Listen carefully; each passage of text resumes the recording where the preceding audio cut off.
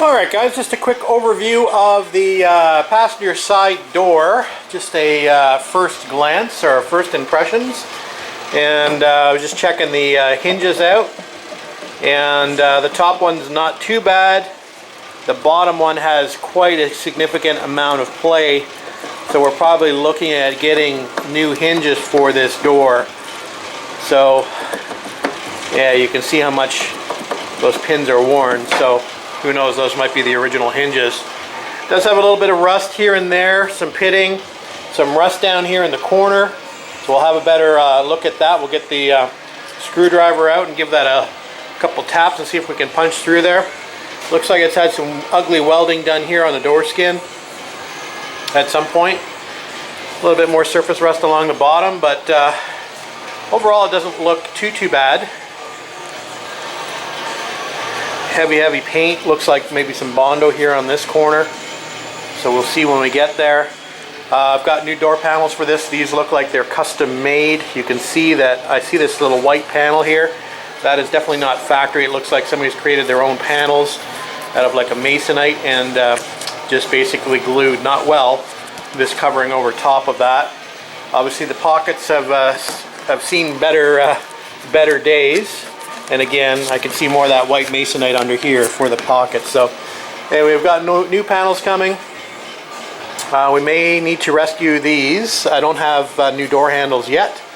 We'll see what kind of condition those are in. Maybe we'll flip the door over so you can have a view of the other side. Maybe we'll wait and do that once we get we'll get all the internals taken out before we flip it over and give you a better view of the other side. I think there's some rust. Yeah, there is some rust here on this bottom corner. I can definitely feel that it's bubbling through here. So looks like we're going to have some definite repairs on this corner on the other side. So we'll get there. Anyway, let's start taking those door handles off. So as mentioned, the first thing I want to do is get these door handles off, and they're fairly easy to get off. They can be a bit of a bitch to get back in. What you're going to need is something thin and strong to punch out the pins. There's a pin holding this on, and they are spring loaded. There's actually a spring behind here that keeps the panel out. So basically you just need to push down and reveal where that pin is, and then you'll be able to use a small hammer and a drift to get that pin out. So we're going to do that now. It's not going to be pretty. My head will probably be in the frame most of the time, so I'm not going to film it. I will show you the pins and the handles once I get them out.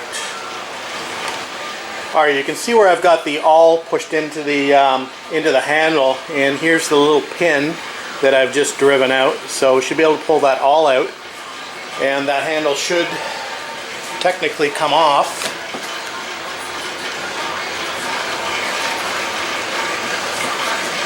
I'm going to have to pry it a little bit. Let me just get another screwdriver.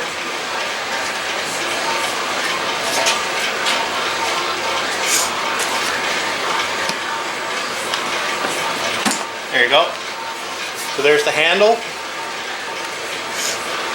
There's the little plastic plate, and there's going to be a spring behind this panel. So I don't know if you can see this in the frame, but there are the little holes for the pin to go. So, and if you notice, the handle points down on the TR6 and TR250, which is kind of interesting because I've seen them both ways. I've seen them this way as well. I believe I've got them installed incorrectly in my TR6, but that's how it came to me. So I just left it that way. So we'll probably orient these the right way, which is actually pointing down. If you look at the sales brochures from the time and some original cars, not like this one, these are pointing down. Alright, we'll come back. Alright, window winders out, same thing. A little pin, and the handle's out. This one actually looks to be in pretty good shape. I believe the other one, the pot metal is stripped on that, so at least this one's good. I think I have a spare somewhere. We'll just have to find it. Hopefully it's got the same pattern as this one. Anyway, we'll move on to removing the door panel. Okay, the first thing we're going to do is we're going to remove the, there's some Phillips screws in the, to hold the door pockets and the corners of the door pockets, so we're just going to remove those. And the rest of the door panel should be just held in with push pins. So we're just going to get a little pry tool And we're just going to start prying up on the, like I said, we're not trying to rescue this panel anyway, but if you were trying to rescue your panel to reuse it, you want to obviously carefully pry the panel away. It is cardboard backing on the original panels, so you need to be careful that you don't pull the pins right out of the cardboard. So just find the pin locations and just gently pry them up. These can be a bitch to get the pins lined up when you do the reassembly on these. Speaking from experience.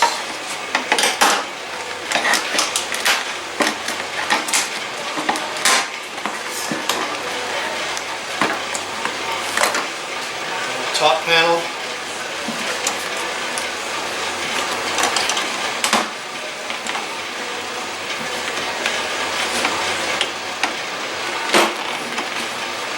Watch you don't dent your door pull if you plan on reusing that. Those are expensive. I think they're about $100 a piece. I'm going to try to reuse mine. We will see if I'm able to or not, but try not to damage it in the process. All right.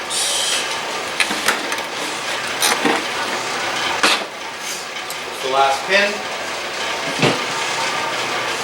All right, so there's the door panel off. There's a look at the back of it. Again, not an original panel. Set that aside.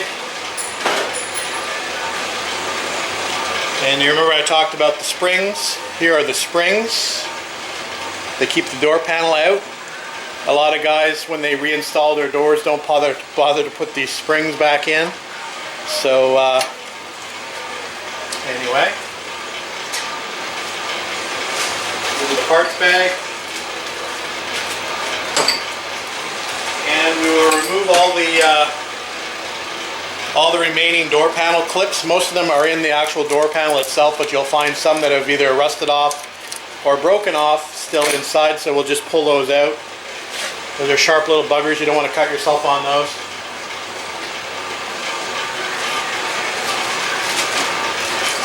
I think the next thing we'll do is try to unglue this. This is glued on, that top piece.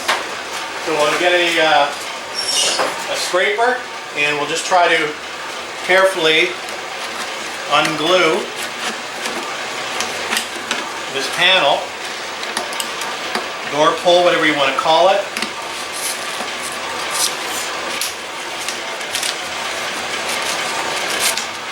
Got another pin in there I got to pull out.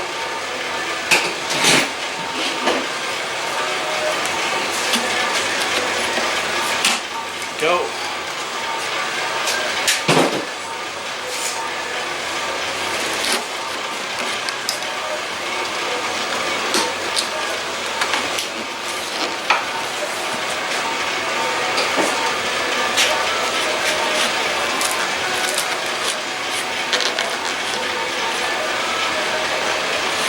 Probably have to remove the inner fuzzy seal before we get this completely off.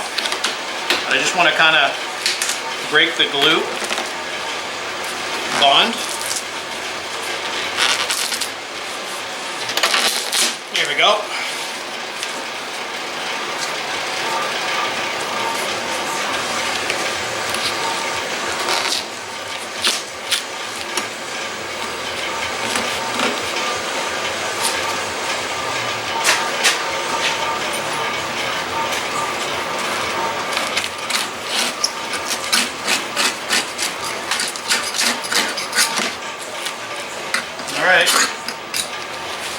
So we'll remove the rest of that once we remove the, actually we'll probably even pull it out.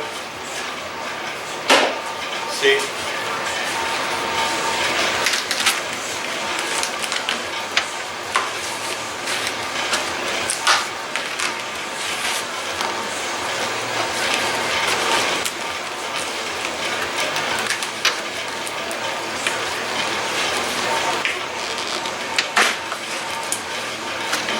There you go. There's the door panel removed. This one doesn't have any cracks in it, so it still might be usable. Anyway, we'll put that with the other one that we removed previously. And we'll move on to the next step.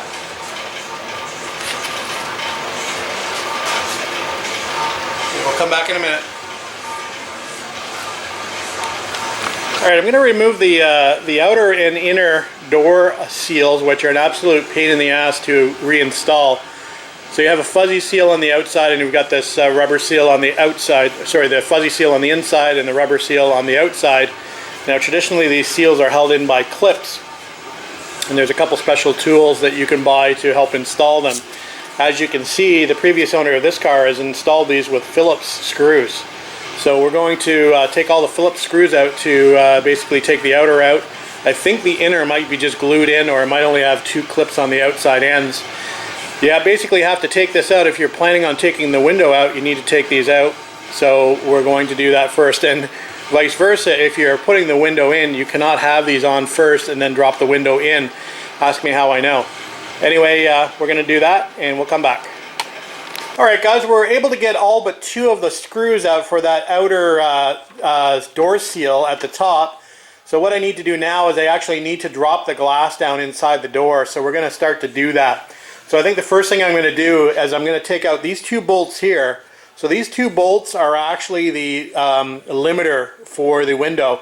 It limits how far the travel of the window will go up. So I want to remove those first, and I'll show you that when I remove those.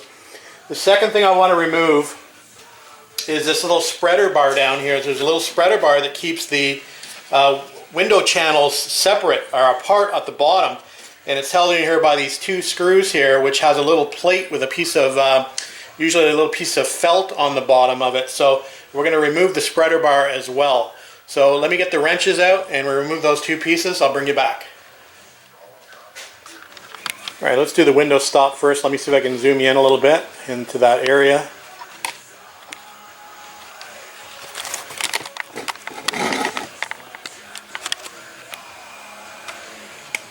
Alright. Real time.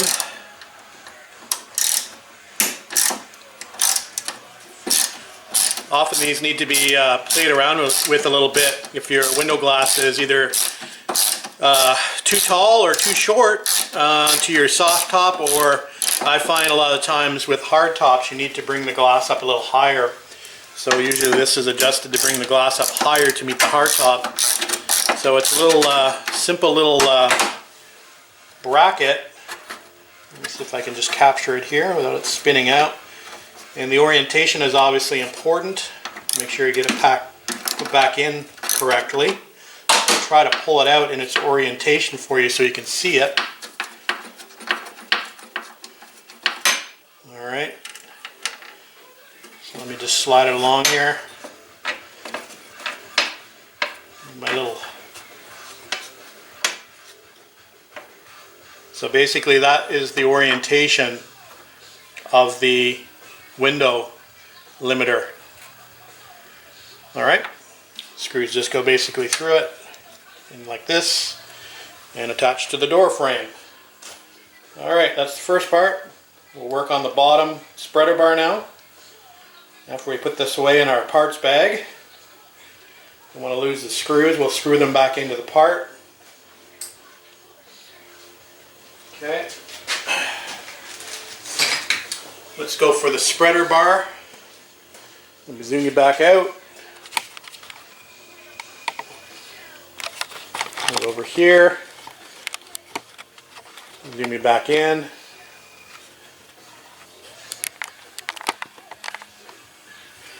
So this is the spreader bar, and you can see this is a little water shield. It's obviously fallen down here. We're going to remove that anyway. I don't intend on putting it back in the car. A lot of the guys that are doing concourse restorations will do that. I didn't put it back in my TR6. I don't drive my TR6 in bad weather. It has been caught in quite a bit of bad weather, but it's not like it's a daily driver and it's out in the rain the whole time, so I didn't bother putting that water protection shield. I can't even remember the actual terminology for it. It's basically a plastic sheet.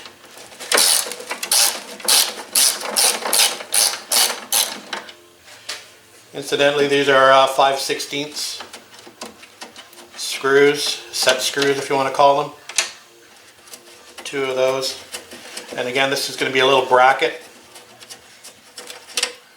holding this spreader bar.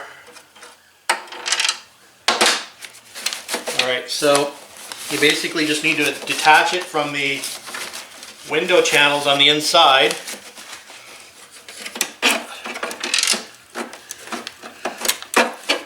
Just kind of spin it around if you can. Probably do one side at a time. It just kind of loops around.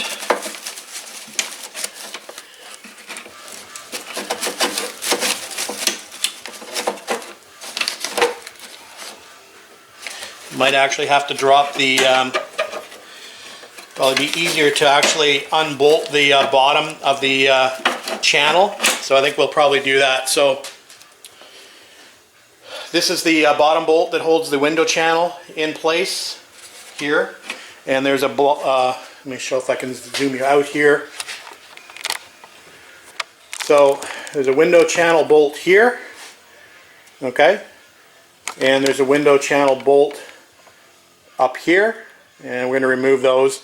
That's going to let the channel drop in, and we'll be able to remove that spreader bar a little more easily. So we'll do that. Those are 7/16. Just move these before they fall somewhere. All right.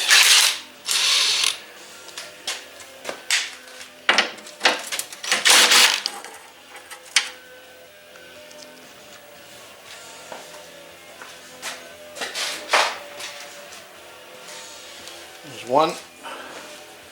This one's a little harder to get at. You might just have to get a regular wrench for this one.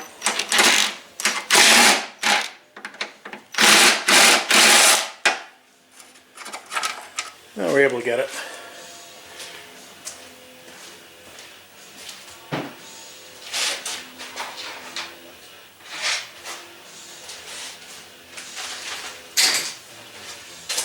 So that releases the window channel on the side.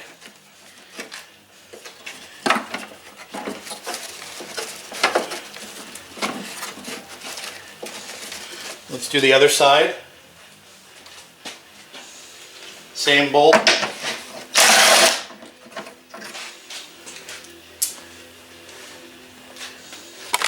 Zoom you out on the other side.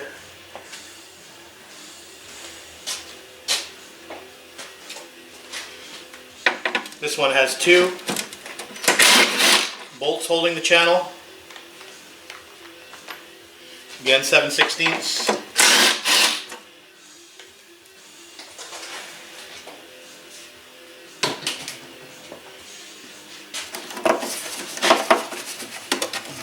Channel is free now.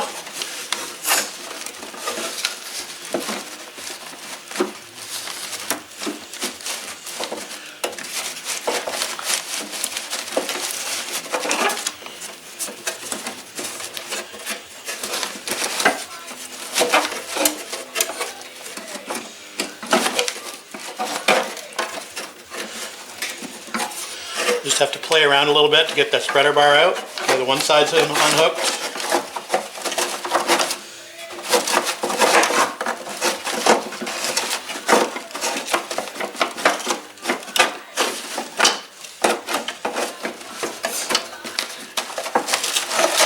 The other side's unhooked, so we'll see if we can get it out here. Alright, so there's what the spreader bar looks like, and again it's got that little piece of felt on the bottom that's completely dead now. Alright, so basically the window rests on that at the bottom. That's the orientation of it. Okay. So we'll hang that up with the other one that I've got sitting on the garage wall over here. I've got the driver's side already out.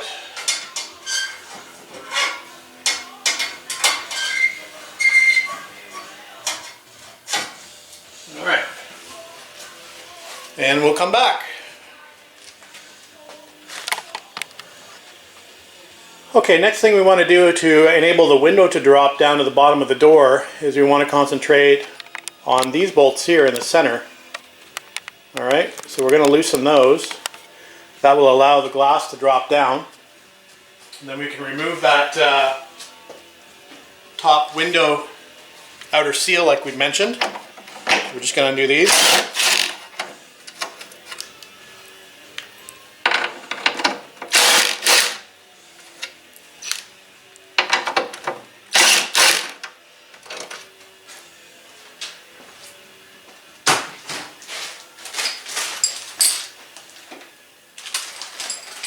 Just bagging up all my hardware off screen. Alright, so should be able to drop this window down a little bit, enough to get to the screws that I need to get to. Actually, I want to undo the winder mechanism as well.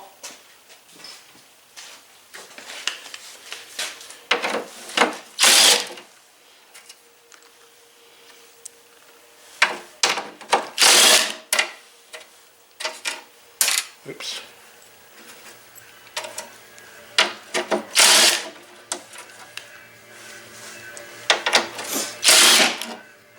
Alright, so the glass is loose now.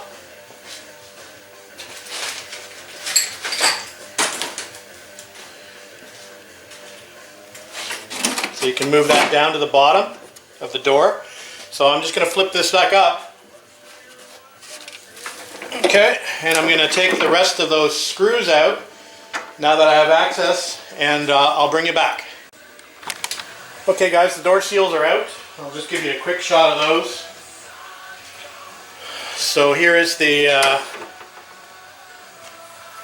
outer scraper seal, and you can see they've got these little spaces in them where the clips are supposed to go, but again, like I said, they use screws, which I don't think is necessarily a bad idea, but we'll have a little think about that, how I want to reinstall those. They are one of my least favorite jobs. I think I mentioned that. Here is the fuzzy seal. Seen better days. Not much fuzziness left to it. And here is one of the special clips that holds the fuzzy seal. And let me just bring that into focus. There is one of the clips. There should be many on here. I could only find 2. So anyway, we'll get new fuzzy seals for this car. So we are now going to attempt to remove the glass since the seals are out off the top of the door. So I'm going to have to play around with this a little bit, but as I recall, and I'm doing this from memory, and this is probably 10 years ago that I had my doors apart on my TR6, 10 or 11 years ago now. So I know that in this little channel here on the bottom of the window, it's sort of a sliding system. When the window gets raised, this fixed track on the bottom of the window slides along this channel. And I know there are 2 grooves in this channel, or there used to be at least, if memory serves me.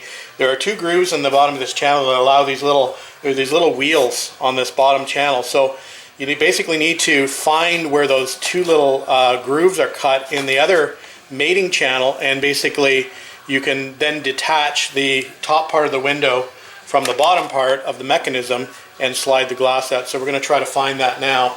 So I guess what I'll do is I'll see if I can do it with you. I haven't done any prep on this, so we'll see how this goes. This could be a complete disaster, or it could work properly. But we'll see if we can figure out how to get that glass detached from this bottom track here. So let's just move this, and hopefully we're not going to have some incredible disaster and break the glass. Anyway, just remember the tracks are kind of just sitting there loose on the sides. So I think what I want to try to do is bring the glass up a little bit into the door opening if I can.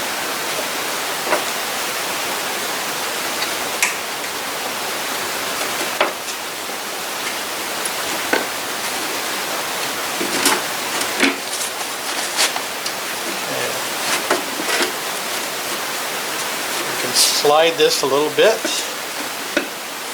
Just seeing if I can find the cutouts. I'm actually going to lift the door up, which is going to be problematic for you because you're not going to be able to see what I'm doing now.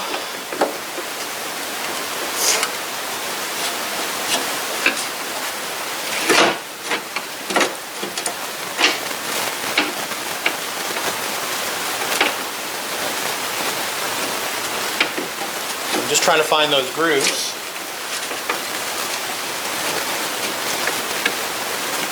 To remove the crank mechanism from the bottom of the glass.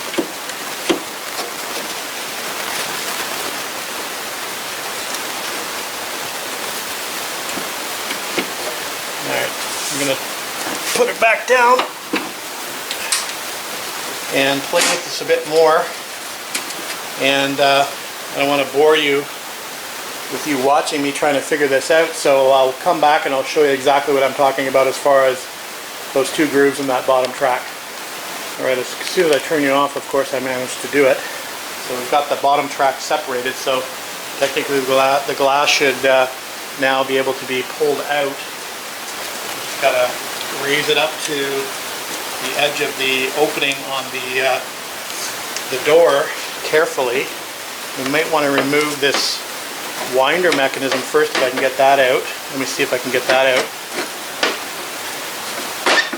Carefully.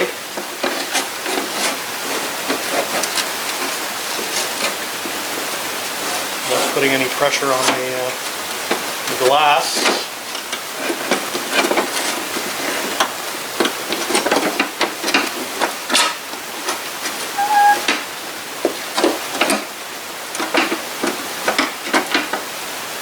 I can move it down to the bottom.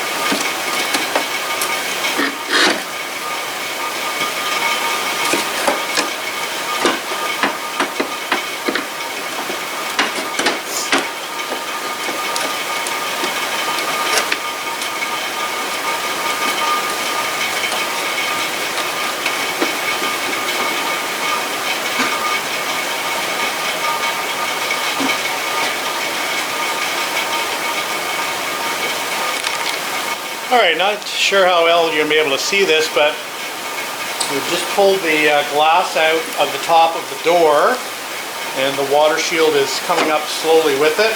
It is attached to that track on the bottom of the glass, so got to remove that. Okay, the glass is now out. We'll lay that door frame back down. Okay, so there's the glass piece. Okay, doesn't look too bad. It looks like it's got a little chipping on the top of the glass, but doesn't look too bad. Anyway, we'll put that somewhere safe. Be right back.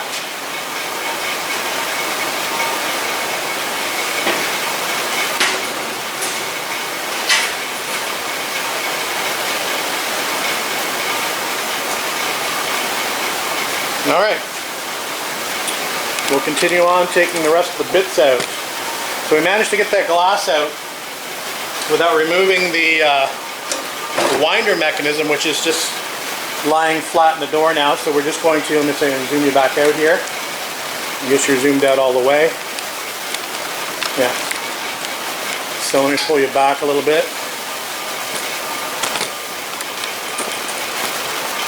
Alright, so here's the winding mechanism. There you go.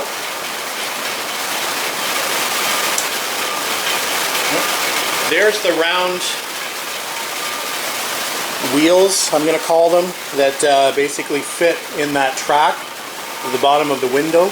Maybe I'll try to reassemble it and show you what I'm talking about. So just wanted to show you there's two of them. So basically all I did was slid this along the bottom of the glass until I found the locations where I was able to remove these two pins from that bottom channel. So give you a quick shot of that. Alright, then the side window channels are here. Okay.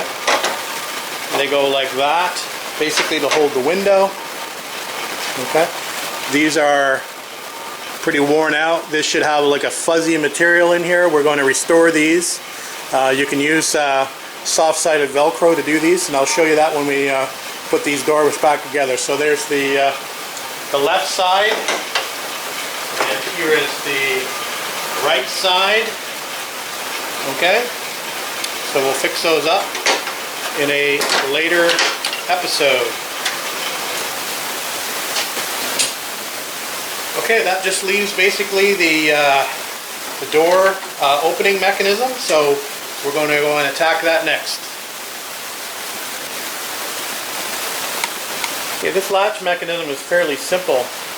There should be a small little cotter pin here that's just holding this little control arm to the latch. So we're going to pull that cotter pin out, and then we're just going to unbolt the other side. Let me see if I can get a small screwdriver here and just pop this cotter pin out.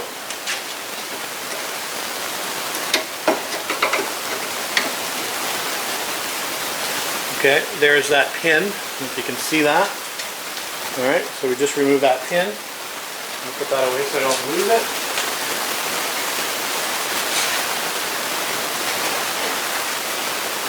Okay, so that should allow us to remove this latch here. Now we're going to go up and we are going to undo the 3 bolts over there. Again, that's going to be a small socket, 5/16.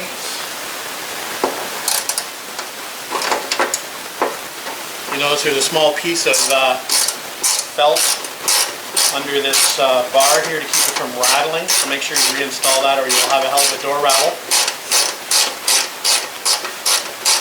Doesn't necessarily have to be a piece of felt, but it could be a piece of closed cell foam, like a neoprene, that kind of thing.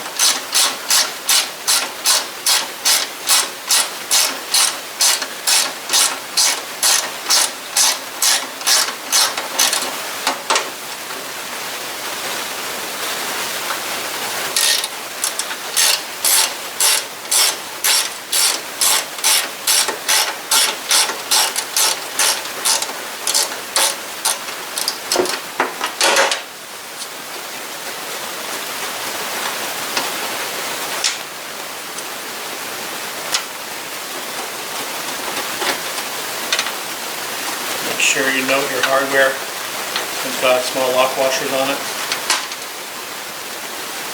Just drop one inside.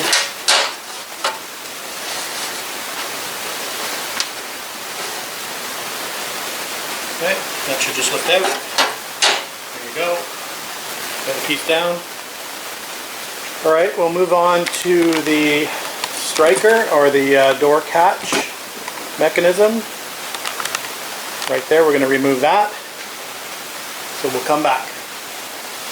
Okay, this mechanism is just held on with 3 flathead bolts, but these can be notoriously stuck.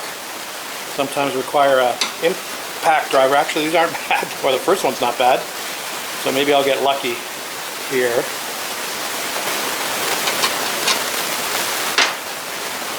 And these are specific bolts for these. They are countersunk. Surprisingly, yeah, this looks like it's going to cooperate. Sometimes there are shims behind these. Be careful.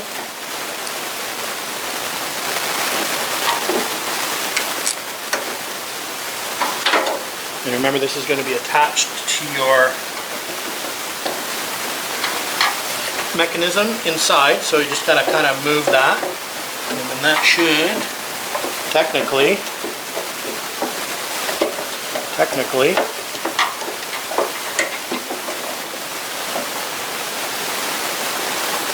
come out.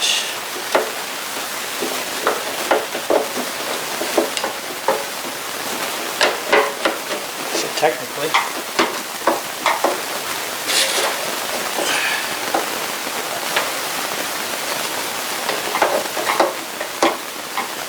okay, we'll come back. I know what's stopping it. We'll come back.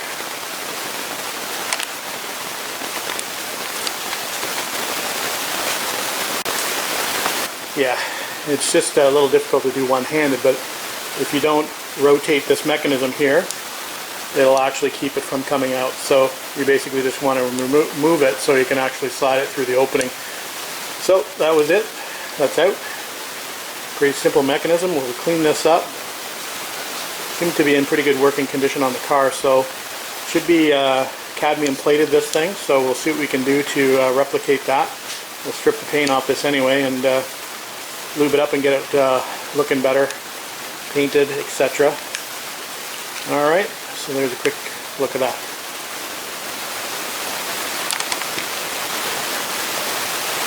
Okay, we're going to remove the door handle and the lock mechanism. Now, as far as I recall, the lock mechanism is just a sort of a friction fit.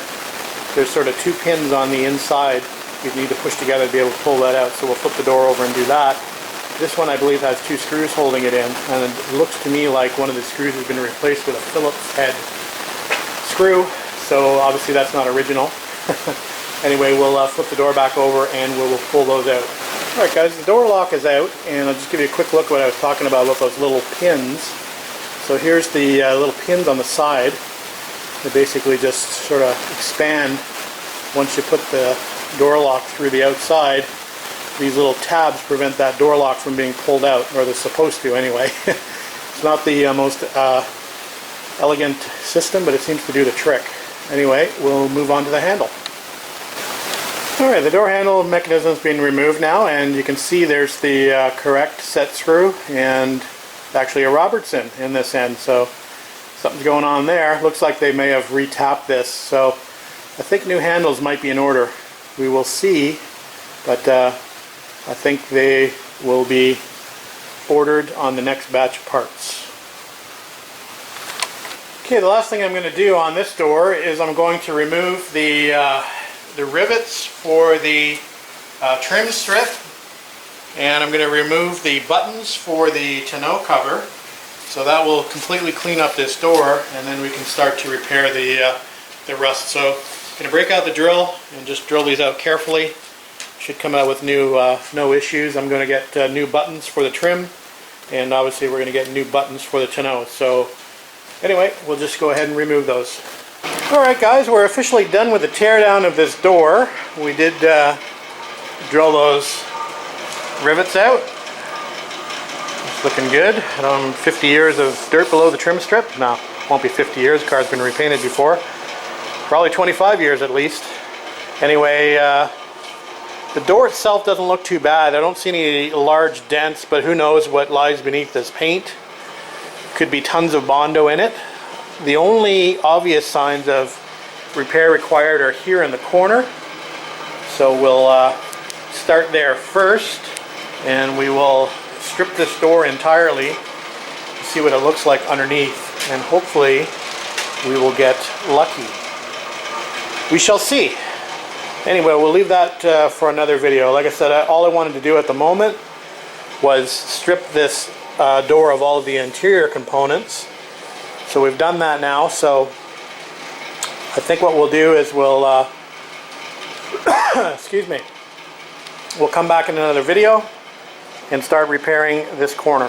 Alright guys, just come up to 8:30 on Friday evening, and we've decided that we're going to go ahead and just strip the surface of this, or the front surface of this door at least. So we've got a stripping pad on, so one of these guys. And we're going to go to town with the 4.5-inch angle grinder, and obviously this is what we're looking to repair. but we'll see if we find any other areas that need to be done as well once we get that paint and I'm sure some Bondo off. Might as well have some fun, right?